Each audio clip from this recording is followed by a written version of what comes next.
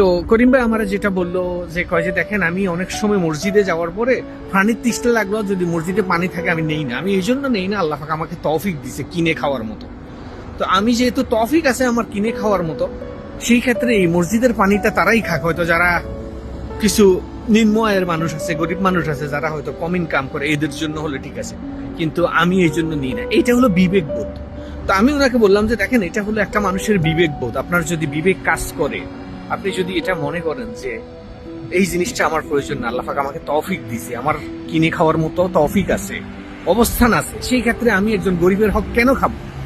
তো এইটাই হলো বড় কথা। এখন আপনি সারা বছর খেতে পারেন, ইফতারের 5 টাকার ইফতার 10 টাকার ইফতারের জন্য যাইয়া যদি যেখানে ইফতার বিতরণ করে ওখানে যাই ঠেলাঠেলি মারামারি।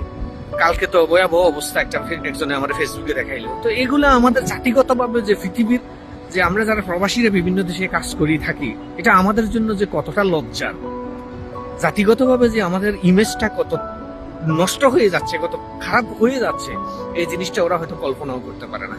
মেইন কথা হলো যারা এগুলা করে বা এরা এক ধরনের, এক কথাই যদি বলি, এরা নির্লজ্জ বেহায়া মানুষ।